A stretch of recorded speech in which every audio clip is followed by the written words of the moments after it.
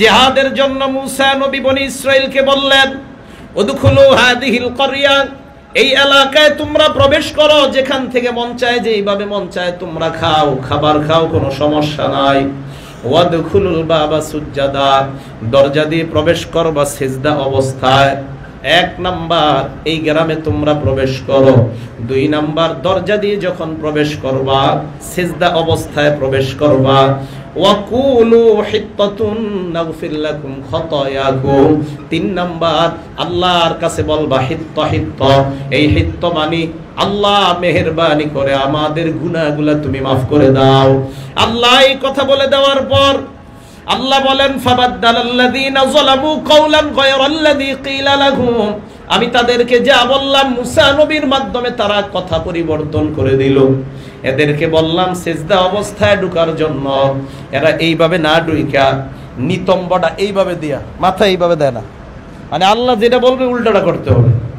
আল্লাহ বললেন মাথা নত করো, এরা মাথা এইভাবে রাখে, এভাবে রাখা আপনার পিছনের অংশটা মাটির সাথে হেসরাইতে হেসরাইতে ঢুকতেছে।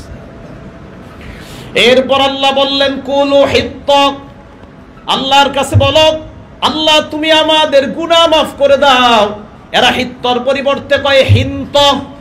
হিন্ত মানে হলো গম, আল্লাহ তুমি গম দাও, আল্লাহ তুমি গম দাও। আল্লাহ কয় হিত্ত, হিত্ত মানে গুনাহ ক্ষমা করো। এরা কয় হিন্ত, নুন বাড়ায়া। আল্লাহ কয় নুন ছাড়া বল হিত্ত, এরা নুন লাগায় কয় হিন্ত।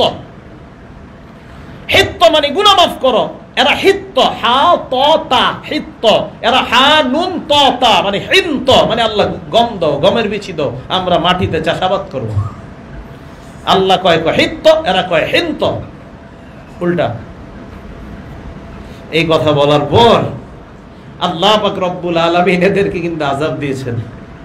এদের উপরে একটা আযাব আসছে, হঠাৎ তাকায় দেখে একটা পাহাড় এদের উপরে এইভাবে দাঁড়ায় রয়েছে।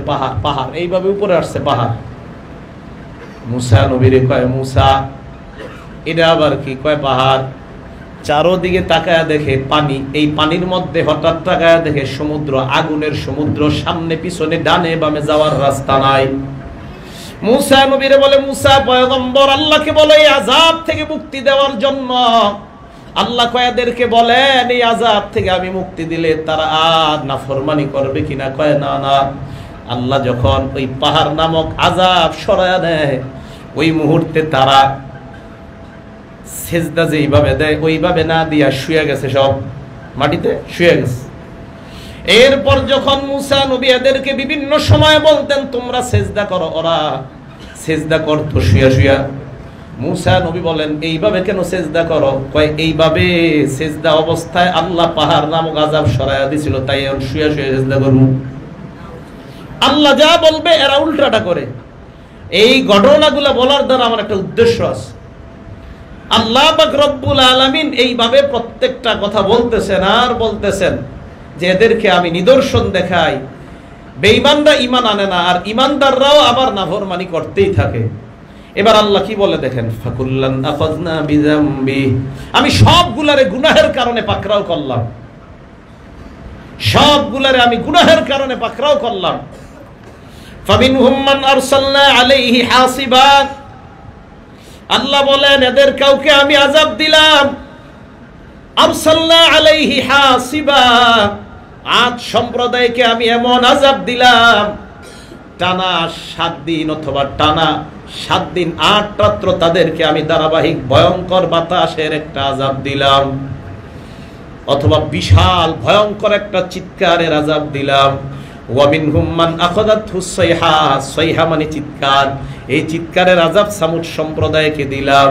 ওয়ামিনহুম মান খাসাফনা বিহিল আরদ, আমি কারুনকে মাটির নিচে ধ্বংস করে দাবায়া আযাব দিলাম।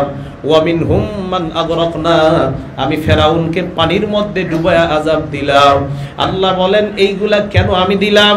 আল্লাহ পাক রব্বুল আলামিন বলেন ওয়ামা কানাল্লাহু লিয়াজলিমাহুম, আমি আল্লাহ তাদের উপর জুলুম করি নাই, ওয়ালাকিন কানু আনফুসাহুম ইয়াজলিমুন, এরা নিজেরাই নিজেদের উপর জুলুম করেছে। এবার আসল কথায় আমি আসি। দুনিয়ার মধ্যে গজব আযাব আসার 1 নাম্বার কারণ হলো জালেম, জুলুম করা। জুলুম যারা করবে ওই সম্প্রদায়কে আযাব দেখে।